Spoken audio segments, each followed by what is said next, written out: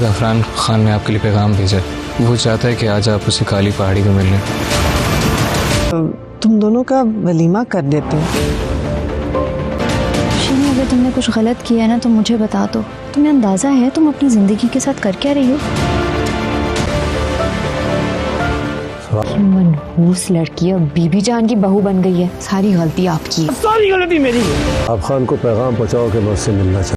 नाज़रीन, आप देखेंगे कि सराब खान की बीवी को जब से पता चला है कि बी जान उन दोनों का रबिया और सर बुलंद का वलीमा करने लगे हैं तो उसे बहुत ही गुस्सा आता है और वो सारा गुस्सा अपने शोर पर निकालती है और कहती है कि ये सब कुछ आपकी ही वजह से हुआ है। आज वो नौकरियानी बी जान के बहू बन गई और सरदार की बीवी बन गई। अगर आप उस दिन ना जाते जिरगा लेकर सरबुलंद के कमरे में तो ये नौबत नहीं आती। इस पर आप देखेंगे कि सराब खान को भी गुस्सा आ जाता है और वो अपनी बीवी के सामने बोलता है, कहता है कि हाँ, ये सारा मेरा ही तो कसूर है। मैं मान रहा हूँ ना, जो कुछ हो रहा है मेरी वजह से ही गलत हो रहा है, बाकी तो यहाँ पर सब ठीक है। दूसरी तरफ आप ये भी देखेंगे कि अब ज़फ़रान को पता चल चुका है कि हर चीज़ का कि ये सब कुछ करने वाला सराब खान ही करने वाला है और कोई नहीं। इधर आप देखेंगे कि ज़फ़रान अपने बंदों को कहता है कि जाकर सराब खान को पैगाम दो कि मैं उससे मिलना चाहता हूँ जितनी जल्दी हो सके। इधर आप देखेंगे कि सराब खान के बंदे घर आते हैं और उसे मिलने के लिए कहते हैं तो वो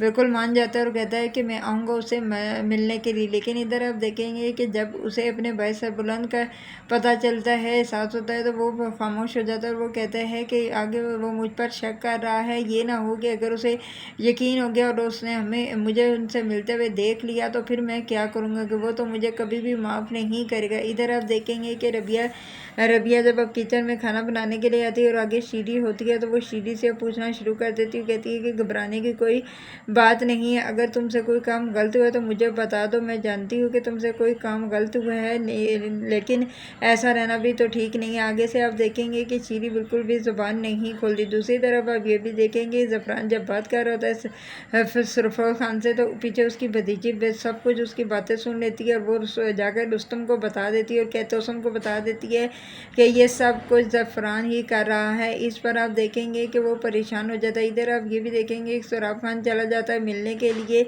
ज़फ़रान को। जब वो आपस में दोनों मिलते हैं तो बातचीत करते हैं क्योंकि अब ज़फ़रान खान को पता चल चुका है कि इन सब को करने वाला और कोई नहीं सराब खान ही है। इधर आप ये भी देखेंगे कि अब सराब खान बहुत ही मजबूर है और कहता है कि मैं क्या करूँगा। दूसरी तरफ आप ये भी देखेंगे कि अब सरबुलंद बहुत ही खुश है क्योंकि जब से उसकी रबिया के साथ शादी, रबिया ने उसकी बहुत सारी मदद की थी और अब भी आगे भी वो उसका साथ ज़रूर देगी। इधर आप देखेंगे कि बीजान जब इन दोनों को इस हालत में देखती है तो वो बहुत ही खुश होती है। तभी वो कह रही होती है कि मेरा दिल चाहता है कि मैं बहुत जल्द तुम दोनों का वलीमा कर दूँ और मेरी ये खुशी आखिरी खुशी साबित ना हो।